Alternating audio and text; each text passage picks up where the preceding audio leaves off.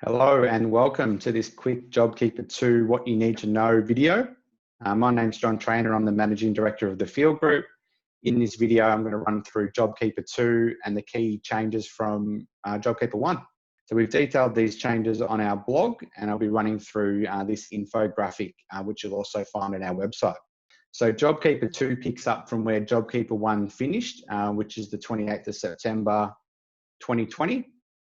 Unlike JobKeeper 1, where you can project your turnover for a month or quarter, to be eligible, JobKeeper 2 requires that you measure your actual GST turnover via the same period last year.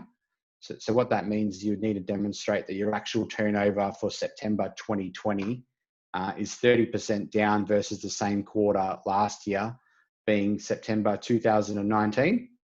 Now that's if you're a business turning over less than $1 billion.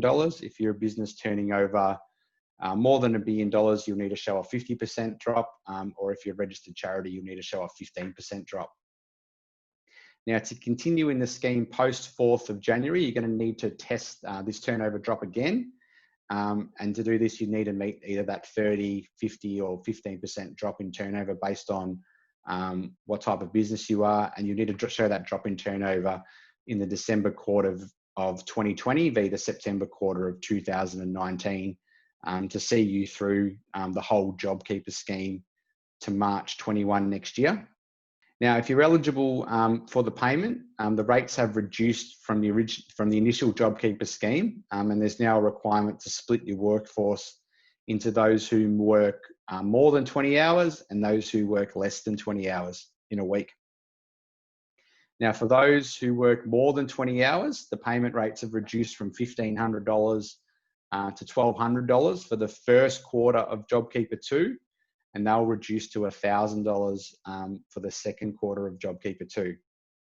Now, if your employee is doing less than 20 hours a week, that $1,500 JobKeeper 1 gets reduced to $750 per fortnight, and will reduce to $650 a fortnight for the final quarter of JobKeeper 2 from January to March 2021. Now, the final change made relates to the date for determining which employees are eligible for JobKeeper. Now, this was previously 1 March 2020, and the change has meant that employees employed before 1 July 2020 are now eligible for JobKeeper. Now, this change will impact businesses who are already on JobKeeper because it now means that employees who have been employed in this COVID period will now be eligible to receive JobKeeper assistance at the $1,500 rate from now to the end of JobKeeper 1, which is on the 27th of September 2020. Now, this 20-hour test for determining, what bucket your employee falls in is measured on the 4 weeks the employee worked before 1 March 2020, if they were employed before 1 March 2020. For employees employed after this date, you'll be looking at the 4 weeks prior to 1 July 2020. In terms of the rules that haven't changed, there's still a requirement for employees to satisfy the wage condition, which means you still need to pay your employees within the right period to be eligible for JobKeeper. The rates of decline are unchanged, so 15% for not-for-profits, 30% if your turnover is less than 1 billion, 50% if your turnover is more than 1 billion. The Commissioner's alternative tests for decline in turnover, they're still there, albeit they're a little bit harder to meet, being you have to show a 30% drop on the prior quarter. So it's a tough test to meet now. Special rules relating to service entity arrangements, they're still around. The ability for charities to exclude government grants from their turnover, there's been no change there. The meaning of eligible employees and eligible business participants is also unchanged. Integrity rules where you needed to show you were in business before 12th of March 2020, they're still in. You still need to enroll for JobKeeper the same way. You're still going to get paid in arrears. You still need to report monthly your turnover. and you can still only receive JobKeeper from one employer.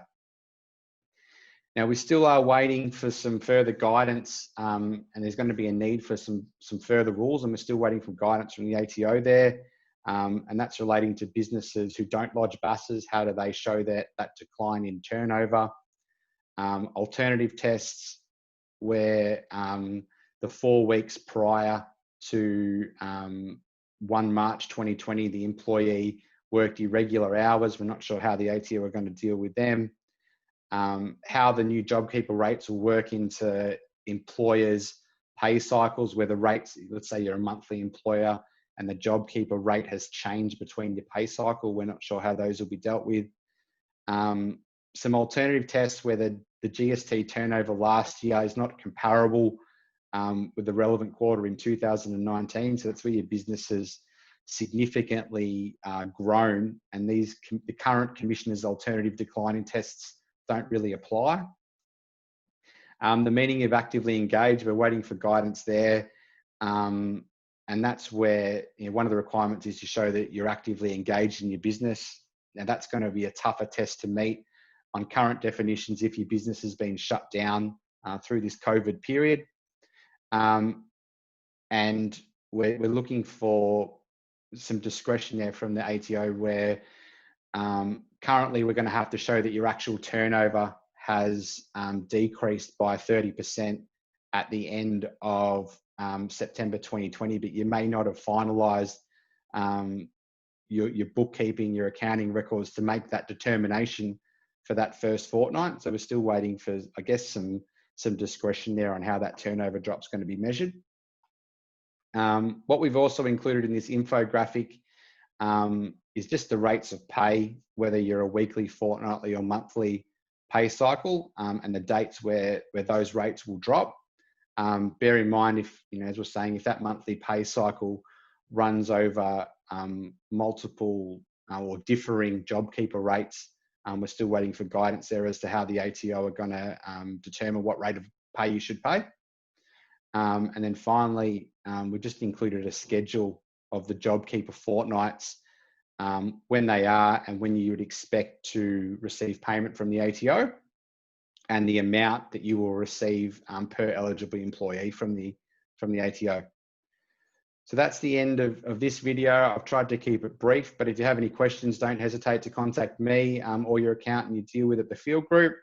Our office is closed, but we're still here to help. We're still working. Thanks for listening, and stay safe, everybody.